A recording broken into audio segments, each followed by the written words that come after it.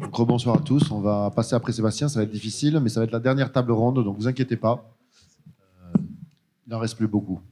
Et on a un sujet qui est assez sympa, c'est l'hyperbitcoinisation. Donc, on va voir les définitions de l'hyperbitcoinisation, mais je pense que j'ai entendu adoption généralisée de Bitcoin. Et on va essayer de voir si c'est plus ou moins probable ou dans quelle mesure cette hyperbitcoinisation a des chances d'advenir.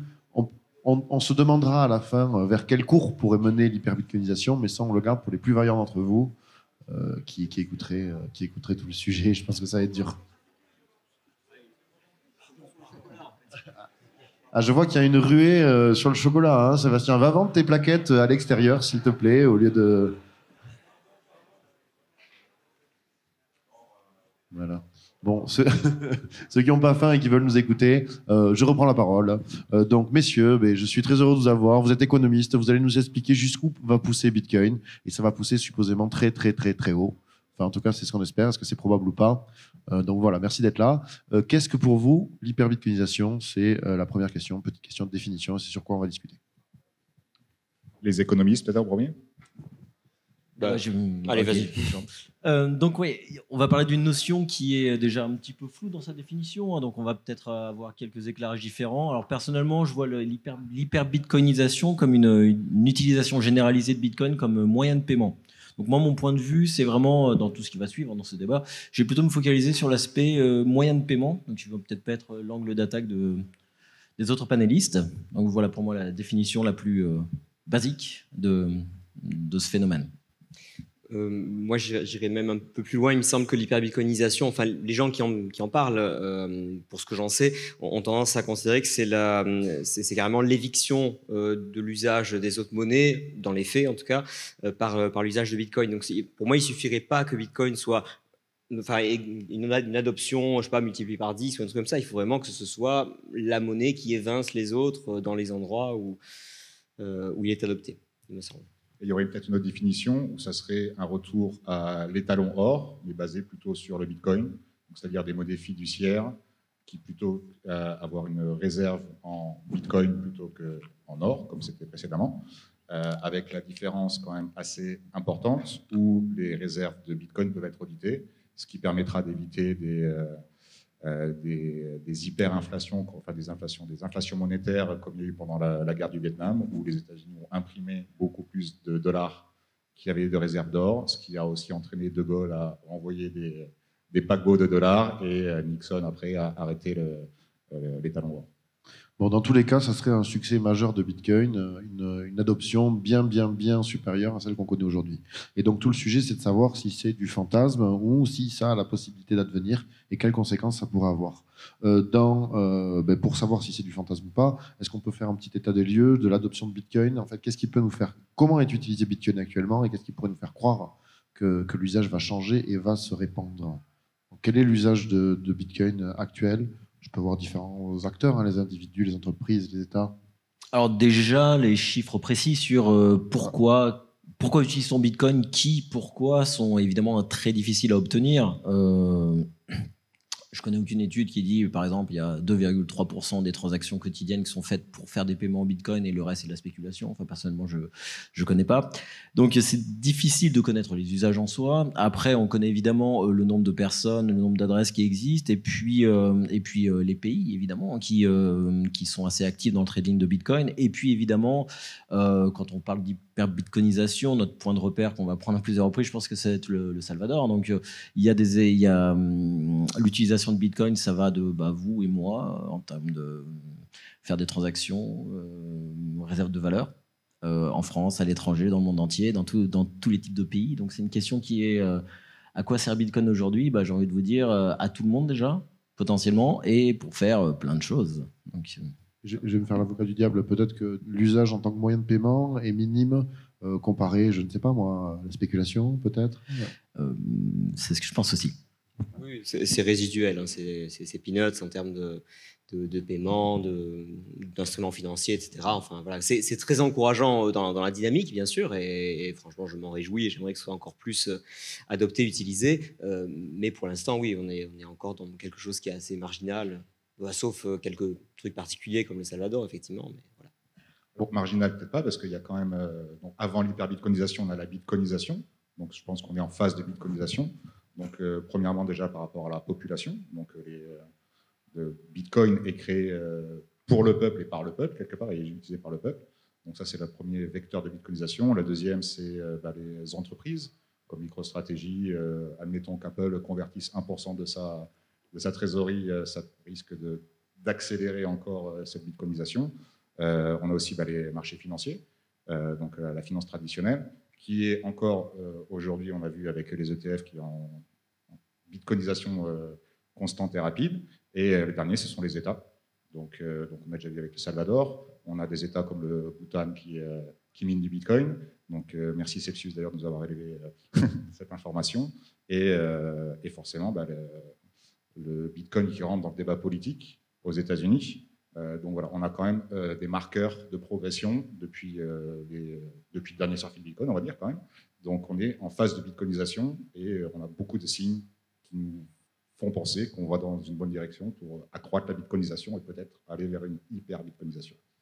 Moi, je te rejoins, parce que de mon historique personnel, en fait, le succès de Bitcoin a dépassé tout ce que je pouvais attendre. J'ai découvert il y a 12 ans, ça valait 10 euros. Bon, j'ai fait que des conneries avec, mais déjà, ne serait-ce l'appréciation du prix, elle a été énorme. Les acteurs qui sont... moi, quand ma mère parlait de son fils qui s'intéressait à Bitcoin et aux crypto-monnaies, elle était affolée. Ses amis essayaient de la rassurer, ça va lui passer, c'est qu'une passion de dangereux ado attardé. Enfin, voilà.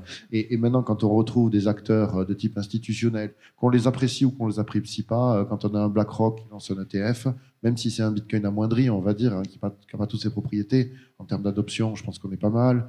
Tu l'as cité, les États, le mining, Sébastien Gouspillou. Donc, quand même, jamais je n'aurais rêvé d'une telle adoption, je n'y aurais pas cru. Et donc, qu'est-ce qui pourrait nous laisser supposer que ça s'arrête là et que ça ne va pas continuer? Juste sur ce point, c'est vrai qu'en 2008, on s'adressait à combien de personnes avec le white paper? 10, 20, 30, 50, je sais pas beaucoup. On est d'accord qu'aujourd'hui, les volumes de transactions quotidiennes de Bitcoin, c'est bien supérieur, je veux vraiment en volume de transactions, à beaucoup de monnaies nationales. Donc, qu'on considère que Bitcoin soit monnaie ou pas, c'est une question qu'on se pose. Est-ce que c'est monnaie ou pas monnaie? À la limite, regardons juste les faits en termes de volume pur de transactions. C'est beaucoup plus que des monnaies qu'on va considérer comme étant légales. On va dire oui, ça c'est une monnaie d'un pays, etc. Donc il faut aussi, en effet, quand on regarde, quand on prend en compte le phénomène en lui-même et quand on met des proportions, on met des comparaisons, c'est vrai que dire il y a quelques années, ma foi, une passion d'adolescente, c'est une passion d'adolescent qui touche pas mal de monde quand même, quoi. Aujourd'hui, oui. On a un autre indicateur aussi, c'est un site on peut vérifier, c'est Fiat Market Cap, qui permet justement de vérifier la capitalisation de Bitcoin comparée aux monnaies traditionnelles. Donc aujourd'hui, Bitcoin, c'est la 13e monnaie mondiale au-dessus du rouble. Donc en suivant l'évolution de la progression de Bitcoin dans le classement des monnaies mondiales, on pourra se rendre compte de l'avancée de la bitcoinisation vers l'hyper-bitcoinisation. C'est quand même pas mal, hein. Sachant que c'est parti de zéro, c'est une capitalisation de marché de 1700 milliards. Moi, je ne comprends pas qu'on puisse pas déjà considérer que c'est un succès. J'ai cru l'entendre dans la journée, mais j'en suis pas sûr. Alors pourquoi ça va continuer comme ça? C'est-à-dire que donc on a eu une croissance, une adoption qui est monumentale. Quels seraient des vecteurs pour que ça continue? Je pense que là, Binance, ça va être 200 millions d'utilisateurs. C'est pas représentatif de tous les bitcoiners, mais ça donne, je pense que l'ordre de grandeur des détenteurs de Bitcoin, je pense qu'on est en centaines de millions. Voilà, l'humanité, on va dire qu'on est plus aux alentours de 8 milliards. Comment on va aller chercher les milliards d'utilisateurs qui nous manquent? Quel biais d'acquisition vous voyez? Alors moi, je dirais que ce n'est pas des biais d'acquisition, c'est plutôt des événements.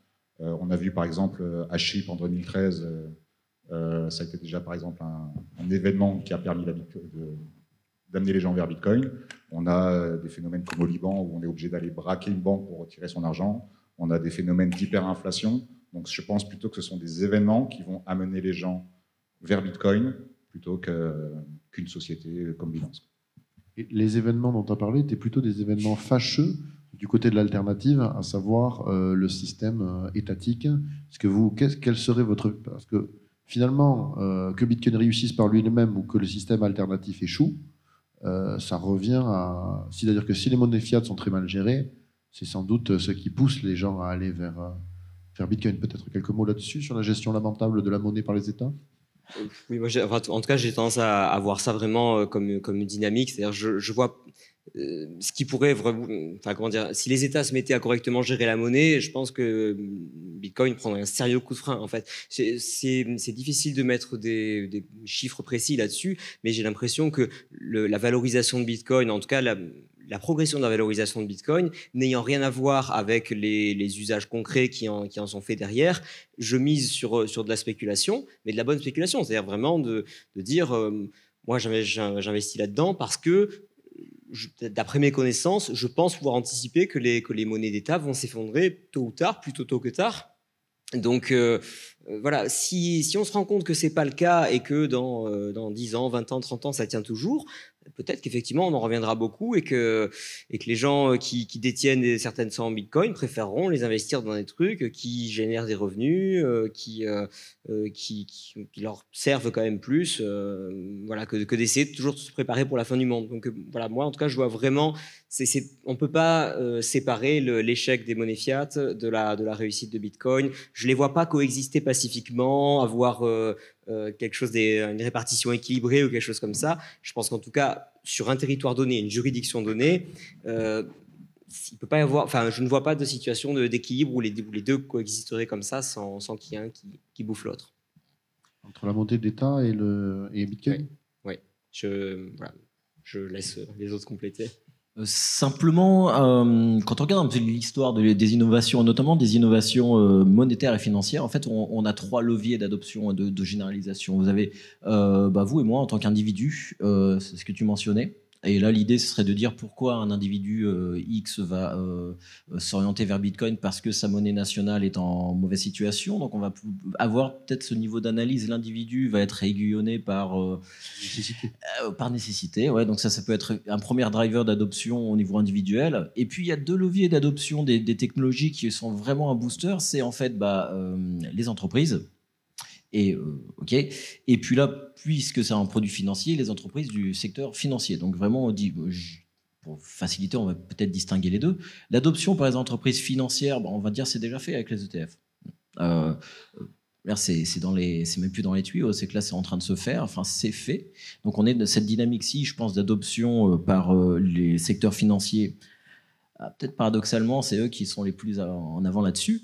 Et puis le troisième levier d'adoption, c'est les entreprises non financières. Donc, on connaît tous l'histoire de Tesla qui voulait accepter ou pas Bitcoin, d'autres comme moyen de paiement. Et c'est vrai que le dernier, on va dire, levier d'adoption dans toutes les autres technologies qui existent, c'est les entreprises. Dès que les entreprises voudront ou pourront, je ne sais pas, utiliser Bitcoin comme moyen de paiement, comme gestion de trésorerie ou je ne sais quoi, alors on va avoir une adoption de fait qui sera beaucoup plus massive puisque historiquement, regardez tous les cas qu'on a, Internet, téléphone, les téléphones portables, qui les a généralisés? C'est pas vous et moi, c'est les entreprises dans lesquelles vous travaillez. Internet, c'est que vous et moi qui en tant qu'utilisateurs, voilà, les premiers drivers, les premiers utilisateurs d'Internet, c'était les entreprises. Et là, pareil, pour Bitcoin, pour la généralisation, les entreprises vont jouer un rôle et vont jouer un rôle primordial. Il y a un autre signal aussi qui pourrait être intéressant de suivre, c'est quand est-ce que les banques centrales vont commencer à accumuler du Bitcoin? Parce qu'aujourd'hui, elles achètent énormément d'or, surtout les Indiens, les Chinois, les Russes, pour se protéger d'une faiblesse monétaire ou d'un risque des monnaies fiduciaires. Et donc, quand certains États quand certaines banques centrales plutôt vont hedger ce risque monétaire avec du Bitcoin, on pourra dire qu'on est sur une voie d'hyperbitcoinisation. Ça, il n'y a pas encore de banque centrale qui accumule officiellement, peut-être pas. Je sais, Loïc, que tu me parlais de sociétés qui faisaient de l'acquisition, peut-être Yves Chouefati qui me disait que certaines sociétés, je ne sais plus quel fonds d'investissement institutionnel, achetaient du micro-stratégie, donc ne s'exposaient pas. C'est sans doute le fonds de Norvège, me semble-t-il, qui faisait pas de l'acquisition directe de Bitcoin, mais le faisait par le biais de MicroStrategy, ce qui manque quand même à l'intérêt des institutionnels très important. De s'exposer à l'industrie, mais pas directement à une crypto, un protocole, mais à s'exposer à l'industrie globalement. Ouais. Est-ce que ça compte indirectement? Est-ce que ça compte dans l'hyperbitcoinisation, le fait de s'exposer indirectement à l'appréciation de l'actif? Ça dépend comment on définit l'hyperbitcoinisation. Oui, moi, c'est vraiment l'utilisation au quotidien. Donc bon. Est-ce que ça fait monter le prix? En tout cas, ça contribue à normaliser l'image et par effet de ricochet, de normaliser l'usage. Donc, si vous voyez qu'un fonds d'investissement, le plus gros fonds d'investissement, enfin un fonds souverain du monde norvégien, alloue quelques millions, pour eux c'est pas grand-chose, hein, pour l'achat de titres ou d'ETF qui font partie de l'industrie des cryptos, on se dit bon bah vu qu'en plus dans la constitution de ce fonds, du fonds souverain norvégien, c'est fait par le Parlement norvégien, hein, on n'a pas le droit d'investir dans des industries qui sont polluantes ou néfastes pour la population, c'est écrit explicitement dans leur stratégie d'investissement. On peut se dire que c'est pas si néfaste que ça, quoi. Si les Norvégiens le font, c'est que c'est bien, quoi. Moi, j'ai quand même un petit point de désaccord sur la vision, enfin, la vision de Bitcoin comme une technologie. Justement, tu faisais le parallèle avec l'adoption de précédentes technologies. Et bien sûr, c'est une technologie, mais il me semble que ça a une dimension quand même beaucoup plus politique que de précédentes technologies. Même si, bien sûr, on pourra toujours dire que chaque technologie a ses impacts sociaux et politiques. Mais là, quand même, on touche vraiment au cœur du fonctionnement de l'État moderne, de sa capacité à prélever l'impôt, sa capacité à se financer de manière générale. Enfin voilà, le contrôle de la monnaie, on touche vraiment à quelque chose qui est historiquement, que ça nous plaise ou non, moi ça me plaît pas, mais enfin historiquement ça a toujours été quelque chose, un marqueur de souveraineté. Et c'est là où je me dis, les États ne peuvent pas laisser adopter ça comme comme une technologie lambda. Il me semble que, en tout cas, s'ils l'ont pas déjà interdit ou encore plus taxé, réglementé, etc., c'est parce que soit ils parient sur le fait que ça va échouer, rester petit, etc., ou alors qu'ils ont simplement pas compris le potentiel du truc. Alors ça, là, tu vas plutôt vers les freins à l'hyperbitcoinisation, qui serait le fait que certains États, les États plutôt freinent des quatre fers parce que ça ne défend pas leurs intérêts, qui serait par exemple le prélèvement de l'impôt, et ça leur rendrait peut-être plus difficile, ou quelque chose comme ça. Mais on va y venir, on va en parler. Mais moi, mais vous pensez pas, avant que certains États freinent, qu'on ira d'abord plutôt vers une adoption d'États, on va dire, périphériques, hein, quelque part. Moi, jamais je n'aurais cru à l'adoption de Bitcoin par le Salvador. Et finalement, ça peut créer aussi des vocations. Donc, on est peut-être loin d'avoir atteint un plateau d'adoption. Donc, ne voyez-vous pas d'autres États, les financiers qui ont commencé à lancer des ETF? Je pense qu'ils prélèvent des frais. Je pense que c'est rentable, en fait, de vendre du Bitcoin à tout le monde.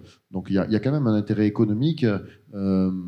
Est-ce que Bitcoin ne peut pas profiter aux gens qui sont capables de le diffuser, à savoir les États et les grandes institutions? Et si ça leur profitait, ça pourrait nous profiter à nous, parce que l'adoption...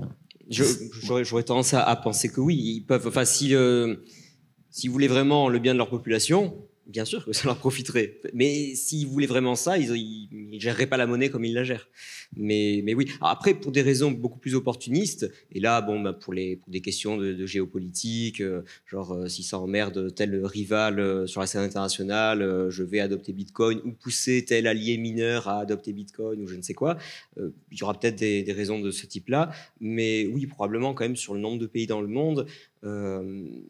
Et les différents avantages que ça peut représenter, on l'a vu dans le cas du Salvador, oui, il y en a bien qui vont emboîter le pas, je pense. J'ai pas d'indicateur pour le dire vraiment, mais je pense. Oui. Il y a quand même un gros frein, c'est que Bitcoin est une quantité limitée et les États, les banques centrales aiment contrôler la quantité de monnaie, en créer ou en détruire selon les besoins de l'économie. Et ça, c'est extrêmement compliqué à faire avec Bitcoin, c'est même impossible. Donc, ça serait plutôt ce frein-là qui empêcherait d'adopter Bitcoin directement par un État. Mais s'ils mettent par-dessus leur monnaie fiduciaire adossée à Bitcoin, là, ils auraient justement l'élasticité monétaire qui leur permettrait de gérer une économie. Mais est-ce que c'est ce qu'ils veulent vraiment? Ça m'étonne. Sur ce point, effectivement, si un pays adopte Bitcoin par rapport à d'autres monnaies, il n'y a plus de politique monétaire. D'accord? Donc, un État, banque centrale, qui n'a plus de politique monétaire, c'est-à-dire que historiquement, c'est un État ou un ensemble de gouvernance qui va se limiter à modifier sa politique macro avec uniquement du budgétaire, du fiscal, mais là, on va dire la patte monétaire n'existe plus. Donc c'est aussi dans le frein à l'adoption, c'est que ça limite le pouvoir des gouvernements, mais pas, et je dis pas ça de manière forcément péjorative en disant bon bah c'est bien, c'est que de facto la politique monétaire c'est très utilisé, ça sert pas, il y a des aspects positifs, négatifs, mais en tout cas l'hyperbitcoinisation rend cette toute pan de l'action publique impossible. C'est utilisé, mais est-ce que c'est utile? une vraie question. Voilà, je te dis, c'est utilisé. Est-ce que c'est utile? Bon, voilà. Mais en tout cas, c'est utilisé. Ça divise chez les économistes libéraux, autrichiens, etc. Oui, bien sûr. C'est simplement se dire que c'est un débat qu'on a depuis longtemps, même si on n'est pas d'accord avec ce que fait la Banque Centrale Européenne ou je ne sais quoi, une autre banque centrale, c'est simplement pour des États et des zones monétaires souveraines, c'est une perte de souveraineté dans le sens où on n'aurait plus ces politiques monétaires souveraines. Est-ce que c'est bien ou pas? C'est notre question. Je dis simplement, moi je suis homme politique et on te dit, est-ce que tu es prêt à perdre une partie de sa souveraineté? Je te dis, bof. Alors, mais là, dans ton scénario, c'est les États qui adoptent Bitcoin sur le layer 1 et pas une monnaie adossée au Bitcoin. Ouais, en fait, on le voit, c'est une question qu'on voulait poser peut-être plus tard, mais qui revient tout de suite. C'est qu'en fait, ce qu'on voit avec le Salvador, c'est pas les Salvadoriens qui ont dit « moi j'en veux », c'est Bukele qui a dit « viens, on y va ». Donc c'est une décision politique, à la fois de ne pas y rentrer et peut-être d'y rentrer. Est-ce que cette dynamique de politique sera... ce qu'on a observé jusqu'à présent sera nécessairement ce qui doit se passer, c'est-à-dire un homme politique qui va dire bon on change le code monétaire et financier pour faire un clin d'œil à Jean-Marie Daniel. Je sais pas, mais en tout cas, ce qui s'est passé au Salvador, c'est clairement un homme politique qui avait une vision qui a imposé cette dynamique. On va rester un peu sur le politique. Et en fait, le paradoxe que j'entends dans ce que vous décrivez, c'est que ce sont tout à la fois les États qui ont la capacité de freiner monumentalement l'adoption en menant une politique hostile.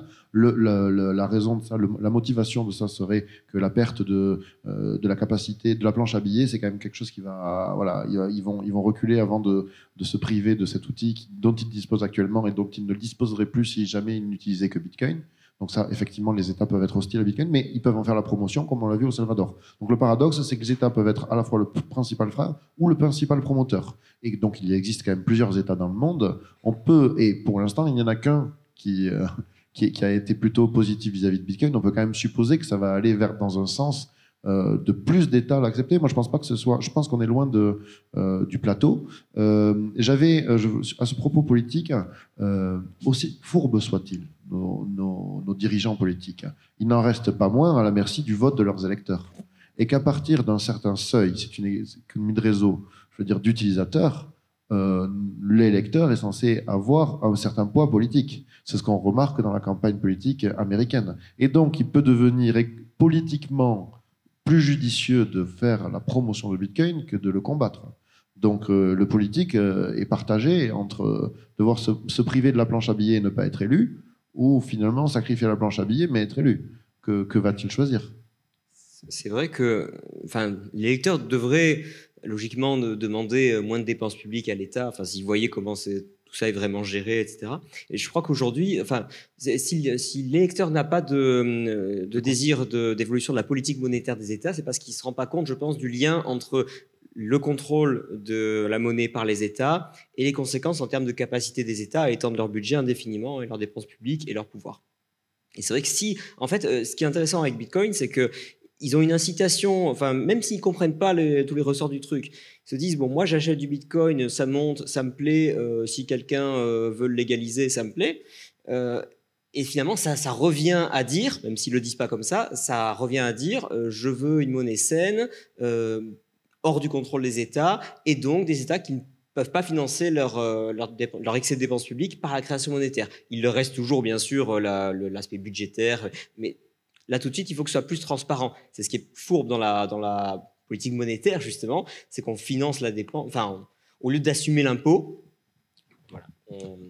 Ça pourrait être l'adoption comme bulletin de vote, quoi. Donc, on voit dans un pays, s'il y a une grosse adoption, on se dit, il faut qu'on se tourne vers cette thématique-ci en l'autorisant. Donc, ça peut faciliter l'hyperbitcoinisation. On peut avoir une dynamique comme celle-ci, effectivement. Ouais. Et même sans forcément légiférer et mettre Bitcoin comme monnaie légale par la loi, il y a une action extrêmement simple qui permettrait d'adopter Bitcoin, c'est de retirer l'imposition sur la plus-value, qui permettrait justement aux personnes d'utiliser Bitcoin simplement, sans se prendre la tête sur toute l'implication fiscale, qui est le vrai caillou dans la chaussure, qui empêche vraiment d'utiliser Bitcoin comme moyen de paiement.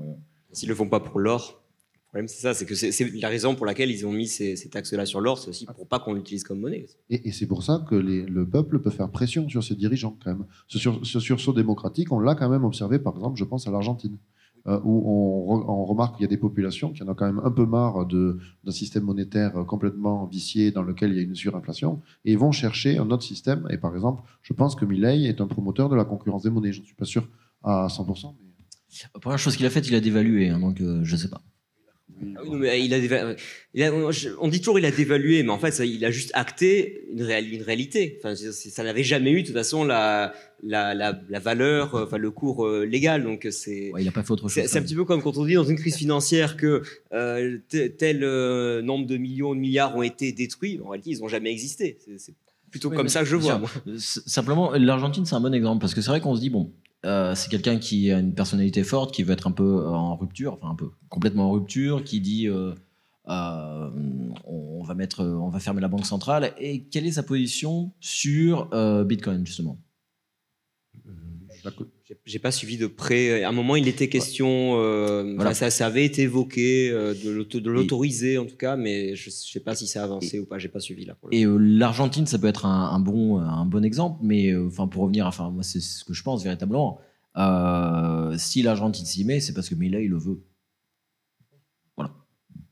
Pas parce que la population l'a choisi. Ma question, c'était les populations, les populations n'ont-elles pas la main pour tordre le bras de leurs dirigeants et leur imposer, je veux dire, de nouveaux choix monétaires? C'est-à-dire que c'est quand même, voilà. Donc, est-ce que ce ne seraient pas les populations qui pourraient imposer aux dirigeants que nous tendions? On le souhaite, ouais. Ça devrait être comme. Je pense que c'est possible et c'est souhaitable. Ça devrait être le cas. Je ne sais pas s'il faut être optimiste là-dessus ou pas. En fait, la vraie philosophie de Bitcoin, c'est vraiment d'être opti, donc c'est-à-dire d'avoir le choix, de laisser le choix aux gens d'y accéder. Et c'est vrai que de l'imposer par la loi, c'est un peu contre nature, on va dire, à la liberté d'utiliser Bitcoin. Donc, pour moi, le vrai facteur bloquant, c'est vraiment cette taxation. La taxation, effectivement, est un caillou dans la chaussure, comme tu dis. Mais je ne crois pas que Bitcoin ait été inventé pour payer plus d'impôts, donc ça, c'est la bonne nouvelle. Alors, dans les limites, bon, on a vu qu'on était vers une adoption progressive. On voit quand même des exemples notables au niveau étatique, institutionnel, entrepreneurial, individuel. On voit quand même des métriques vers le haut. Moi, je pense que ça peut continuer. Il y a quand même quelques freins, c'est-à-dire qu'est-ce qui pourrait nous faire penser que nous ne verrons jamais, parce que c'est fantasme ou pas, hyperbitcoinisation, sachant qu'on vous dira la conséquence à la toute fin, c'est quel serait l'impact sur le prix d'une hyperbitcoinisation. C'est la dernière question que je vous poserai, c'est pour ça qu'il faut écouter. Et donc, mais pourquoi nous n'irions pas?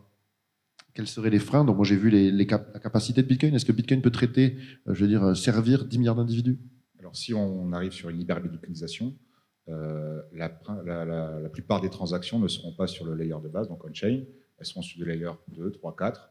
Comme aujourd'hui, le layer 0, on va dire, de la monnaie, c'est la monnaie centrale qui s'échange entre banque centrale et banque commerciale, chose dont la population n'a pas accès, sauf avec le cash. Et toutes les transactions qu'on fait aujourd'hui, elles sont sur des layers 2, 3, 4, 5. Donc, ce que Michel Kazaka explique, c'est que quand on fait une transaction en euros, eh ben, il y a énormément d'intermédiaires et on est sur une couche extrêmement élevée et très loin de la couche de base du système monétaire. Donc, pour moi, si on arrive à une phase d'hyperbitcoinisation, les transactions on-chain seront réservées à une compensation entre grands établissements financiers et la population utilisera des layers supérieurs, du Lightning ou des surcouches Lightning. Ok, mais moi ça me va. Hein. Une utilisation du réseau différencié en fonction des usages et différentes couches. Donc moi ça me va. Une autre critique qu'on peut trouver, c'est le fait que Bitcoin puisse paraître aux nouveaux entrants trop compliqué, trop de friction en fait liée à l'usage. Voilà. Est-ce que ça vous paraît insurmontable ou pas? Je pense que c'est surmontable et c'est en train d'être surmonté. Il y a beaucoup d'innovations, etc. Maintenant, forcément, il y aura un compromis à faire avec l'aspect souveraineté, parce qu'on ne pourra pas maintenir le même niveau de souveraineté individuelle sur notre propre argent, tout en ayant le confort de tenir le confort du truc qui soit intuitif et surtout qui ne demande pas de prendre des grosses responsabilités pour sécuriser son propre argent. Donc j'en reviens à ce que je disais l'an dernier sur le paradoxe de la confiance, c'est que finalement là où on voulait faire confiance à personne, on sera bien obligé, si on veut une expérience faisable, possible au quotidien, de quand même faire confiance à des gens. Mais moi, typiquement, par exemple, autant je garde mes bitcoins, on va dire, sur le stash, le bag principal, tu vois. Je le garde sur un ledger. Mais en revanche, sur un Lightning, ça me dérange pas que les trucs soient en custodial, parce que je me dis, c'est comme de dire, oui, je prends le risque de perdre mon portefeuille avec un peu d'argent liquide dedans. Bon, mais c'est pas la fin du monde. C'est pas comme se faire siffler son compte en banque. Donc déjà, voilà, je trouve que pour des trucs on peut comme ça sortir un peu de Bitcoin pour en dépenser au fur et à mesure. Et là, c'est moins un problème de pas être souverain sur les quelques Lightning, enfin sur ces Bitcoins via Lightning. En tout cas, c'est mon expérience. Et c'est un peu ce qu'on voit avec les expériences qui se passent au Salvador avec le Bitcoin Beach ou avec Fedimint, c'est-à-dire qu'il y a des poches de centralisation communautaire qui permet justement d'interagir avec la communauté sans passer par le processus de minage pour valider sa transaction. Et donc, il y a une espèce de confiance interne à la communauté qui permet de se faire des transactions très facilement, utiliser Bitcoin sans passer par le réseau Bitcoin principal. Donc, au plus on va monter dans les couches supérieures à Bitcoin, peut-être qu'au plus il y aura de la centralisation et que ça ne sera pas forcément dérangeant si le design est bien fait. Le niveau de sécurité de centralisation est fonction de la somme à protéger. Pour des gros montants, on va vouloir que ce soit très sécure et très décentralisé. Pour des petits montants, on va privilégier la simplicité. Et donc, au Salvador, observe-t-on que tout le monde est capable d'utiliser simplement un wallet Lightning? Moi, je le pense. Je pense que c'est beaucoup plus simple à utiliser que... Et même, il y a des solutions comme la carte bleue, par exemple. Qu'est-ce que vous pensez? Les cartes prépayées permettent de dépenser ces crypto-monnaies de façon simple. Donc, je ne sais pas si l'UX est un frein. Je ne pense pas. L'autre frein qui vous a soulevé dans les discussions préalables, c'est l'usage de Bitcoin en termes de crédit. C'est-à-dire que c'est bien beau d'avoir une monnaie, mais si cette monnaie n'est pas prêtée aux acteurs économiques, en fait, son utilité est quand même grandement réduite. La monnaie est faite pour être prêtée notamment en des anciennes générations qui l'ont accumulée aux nouvelles, aux preneurs de risques et créer de la richesse de ce fait. Et c'est vrai que le marché du crédit sur Bitcoin, moi, me paraît extrêmement réduit. Je sais pas comment un entrepreneur emprunte en Bitcoin. Il n'y a pas de réserve fractionnaire, ce que vous disiez. Donc, comment on va dépasser ça? Ouais, c'est ça. Alors, personnellement, c'est une des vraies limites, je crois, à l'hyper-bitcoinisation, c'est qu'une Bitcoin pour faire des prêts, enfin, c'est compliqué, quoi. Ce qu'on disait tout à l'heure. Vous pouvez prêter vos bitcoins? Non, une entreprise, ça a besoin de gestion de trésorerie, ça a besoin de crédit de trésorerie, vous avez besoin de 20 ans de crédit pour acheter une maison, vous avez besoin de 5 ans d'investissement pour investir dans une entreprise. Donc, qu'on le veuille ou non, qu'on aime ou pas, c'est vrai qu'il y a pas mal de discours pour dire il y a beaucoup d'endettement, beaucoup de crédit, etc. Mais c'est ce qui fait tourner l'économie. Si vous avez un système monétaire qui est assez faible sur ce domaine-ci, bah forcément, c'est une vraie limite. C'est une vraie limite. Est-ce que il va y avoir dans les années à venir, les mois à venir, les années à venir, l'émergence de nouveaux acteurs, de nouvelles procédures, de nouveaux protocoles de prêt Bitcoin? Probablement. Probablement. Après, l'état actuel de la technologie, de l'écosystème, fait que, de mon point de vue, c'est la limite majeure de l'hyper-bitcoinisation. C'est comment j'achète une maison en crédit avec du Bitcoin. C'est la limite pour moi. Et si possible, que ce ne soit pas un crédit lombard ou du prêt sur gage qui consiste à bloquer en fait la même somme que celle qu'on emprunte, ce qui finalement n'aide pas vraiment. Alors, pour être plus précis, comment je fais pour avoir des crédits non ou sous-collatéralisés en crypto? Pas Bitcoin, mais crypto tout court déjà, et Bitcoin en particulier. Comment on fait? Pour le moment, ça s'adresse à des investisseurs institutionnels. Alors bon, on sort de Bitcoin, mais avec Maple Finance, on peut faire des prêts sous-collatéralisés, mais vous et moi, on peut pas. Donc, c'est très spécifique. Est-ce que dans les années à venir, ça va se généraliser? Probablement, mais pour le moment, c'est une vraie limite. C'est une vraie limite. Sachant que le design actuel de la monnaie, c'est quand on fait un emprunt, on crée de la monnaie, et quand on le rembourse, on la détruit. Donc ça, c'est totalement incompatible avec Bitcoin. Et quand on prête de l'argent, on s'attend à avoir des intérêts dessus. Donc si je prête un Bitcoin, je vais peut-être m'attendre à recevoir 1,1 Bitcoin en retour.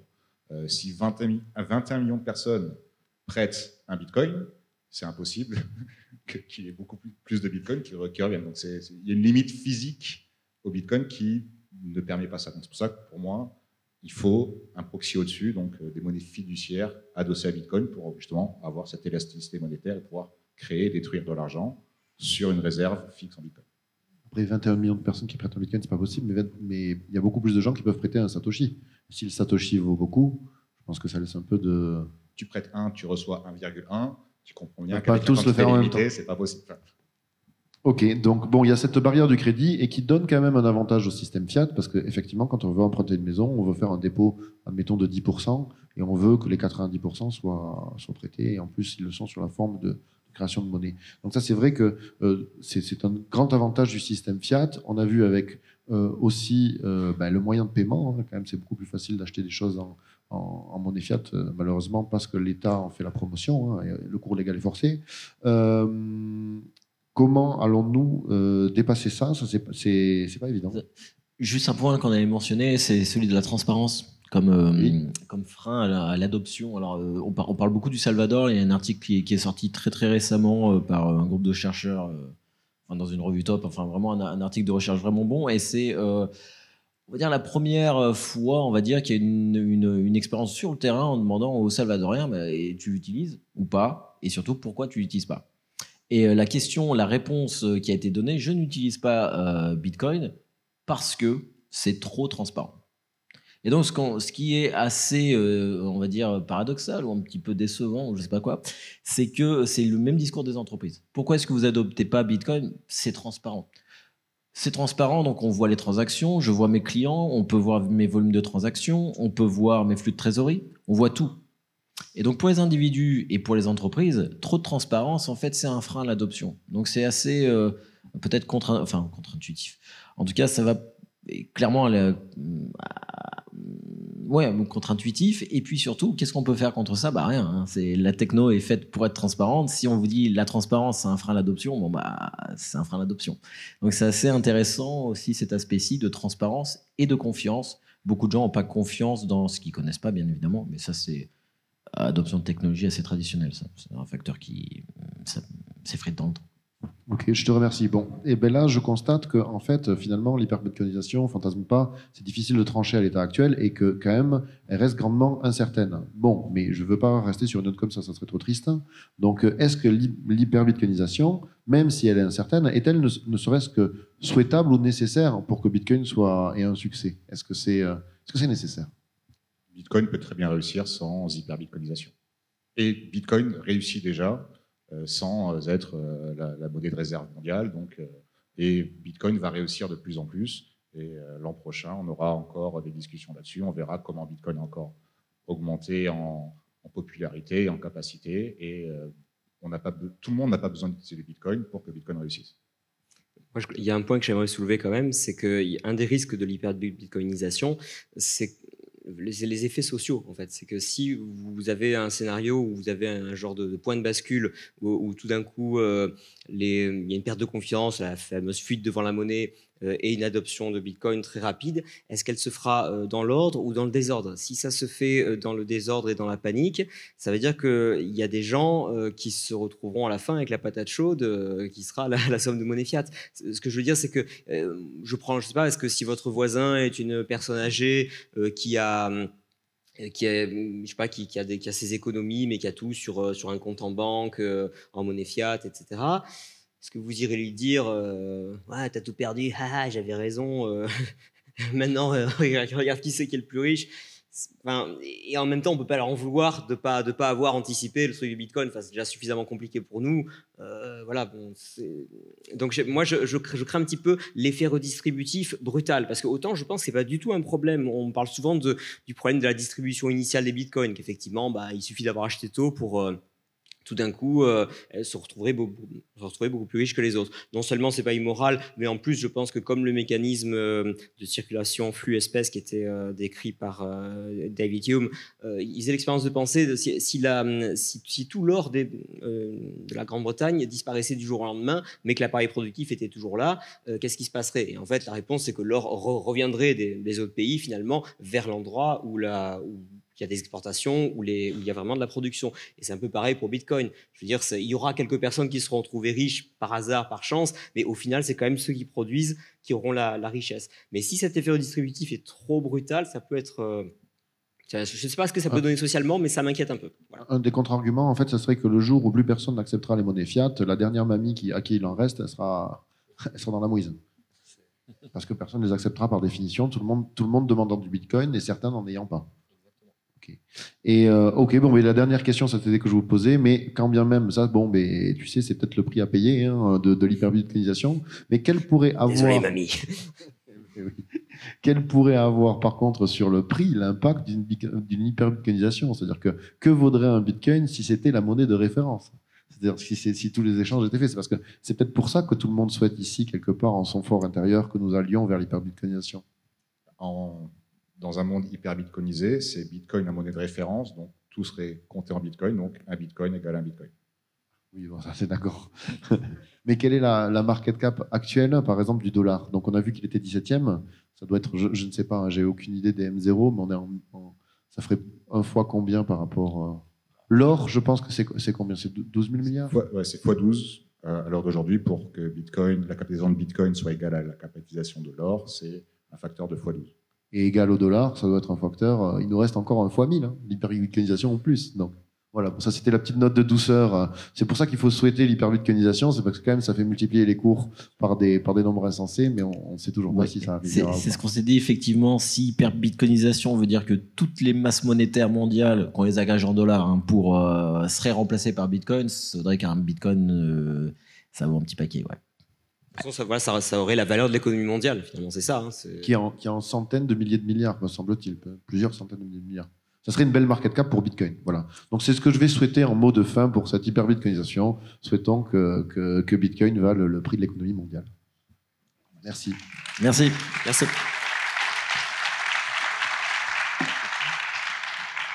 Si vous avez des questions par rapport à l'hyperbitcoinisation, n'hésitez pas à les inviter. Bonsoir, merci. Une question peut-être un peu idiote. Par rapport à Bitcoin et au crédit, comment on faisait pour acheter une maison il y a 200 ans, du coup, avant même les talons or, vraiment quand l'or était une monnaie 100%? Alors, on économisait en fait. Ouais, mais du coup, je n'avais pas de crédit, donc c'était possible. Ouais, mais il y a 200 ans, voilà, c'est ma réponse. C'est-à-dire que en fait, la question se posait, mais se pose plus. C'est-à-dire qu'il y a 200 ans, tu n'avais pas besoin d'avoir un crédit de 4 milliards 50 ans pour construire un début de centrale nucléaire. C'est-à-dire que se référer à ce qui se faisait, les mécanismes de crédit qui se faisaient il y a 200 ans, moi, dans le livre que j'ai écrit, je dis que les mécanismes de crédit crypto aujourd'hui, c'est des prêteurs sur gage feignants. Est-ce que tu veux revivre un monde de crédit basé sur les prêts sur gage? Est-ce que tu penses que c'est un monde qui va être... faciliter l'investissement, c'est-à-dire la R&D, l'innovation, l'emploi ou pas? Moi, je pense pas. Donc, se référer à ce qui se faisait il y a 200 ans pour dire est-ce que c'est comme ça qu'on peut imaginer les mécanismes de l'innovation, enfin, de monétaire et financier dans 30, 40, 50 ou 100 ans, ça me semble pas être un bon point de repère. Le bon point de repère, c'est aujourd'hui, qu'est-ce qu'on ferait au moins d'aussi bien avec Bitcoin? Et je pense qu'aujourd'hui, on fait mieux qu'il y a 200 ans avec des fiat, et je suis sûr qu'on pourra faire mieux dans 200 ans avec des cryptos. Ah ouais, quand même. Admettons au Moyen-Âge, si le seigneur n'avait pas d'or pour payer ses guerriers, il ne partait pas en guerre. On aurait peut-être évité beaucoup de guerres si on n'avait pas l'impression monétaire à outrance. Oui, c'est la thèse de Saïd Al-Amou, c'est que finalement, dans la Première Guerre mondiale, les États ont pu mobiliser toutes les ressources de l'économie au lieu uniquement de mobiliser le trésor du souverain. Quoi. Donc un Bitcoin standard éviterait les guerres. C'est aussi un vecteur de paix. Je vois une deuxième question. Oui, alors j'avais une petite remarque et une question. Alors, je vais répondre sur Milei. Parce que, du coup, oui. Voilà. Toi, tu as suivi. Ouais, j'ai suivi. Donc, il y a deux choses. En fait, Milei a effectivement ouvert ce qu'il a appelé la concurrence monétaire assez rapidement, puisqu'en fait, ils ont pas assez de monnaie pour pouvoir... faire les transactions. Donc, du coup, de fait, le Bitcoin est devenu comme n'importe quoi, hein, comme un litre de lait, des vaches. Vous pouvez rédiger vos contrats dans ce que vous voulez. Donc ça fait partie d'un premier package de mesures.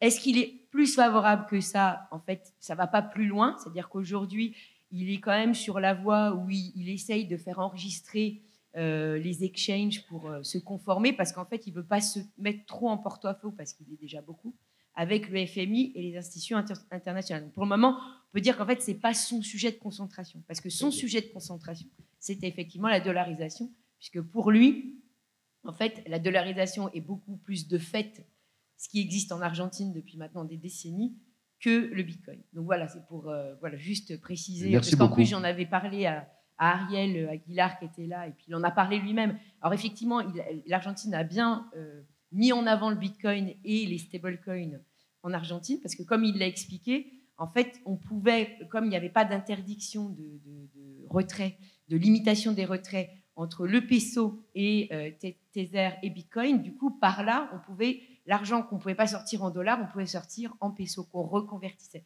Donc c'est pour ça que également l'Argentine a quand même été un bon terrain d'expansion des cryptos, parce que en fait, ils ont pu l'utiliser pour se prémunir de ce risque, du fait que l'État limitait l'utilisation des dollars et limitait aussi les retraits en peso.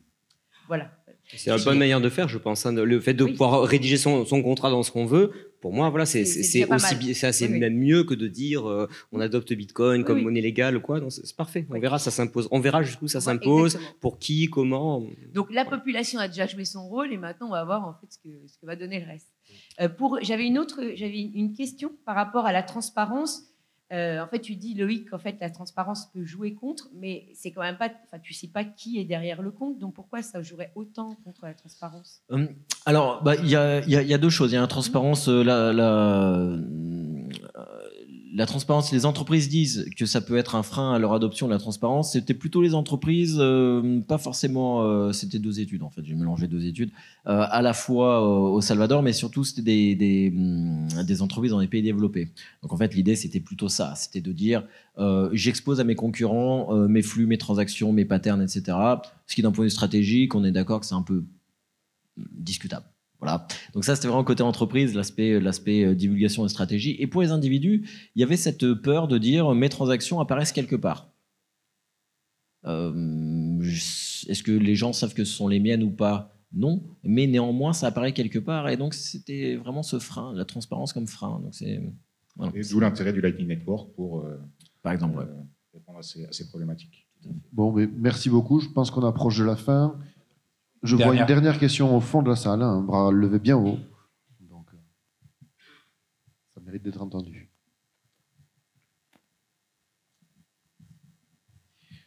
Bonsoir messieurs, merci pour cette présentation. C'est simplement pour parler du scénario haussier de Saylor. Si je ne dis pas de bêtises, dans 2 décennies, son scénario haussier, c'est un BTC à 49 millions. Et j'ai fait un petit calcul, ça équivaut à 1000 trillions de capitalisation, environ, un petit peu plus. Donc voilà. Cette remarque est très bienvenue. Merci. Alors, sur ces points, c'est vrai que c'est bien pour noircir des articles, mais on est d'accord que je vous regardez là, même Cointelegraph, vous avez un article qui dit attention, Bitcoin va monter, attention, Bitcoin va descendre, en 2 heures d'écart. Donc se projeter à 20 ans, moi je le fais pas. Hein. Et après, la vraie question, c'est est-ce que Bitcoin s'apprécie ou est-ce que c'est le dollar qui perd de la valeur? Que pourra-t-on acheter avec $1 million quand Bitcoin vaudra ce prix-là? 2 baguettes. Ça. Eh bien, merci messieurs. En tout cas, c'était la dernière table ronde de la journée. Je rends la main à Jonathan.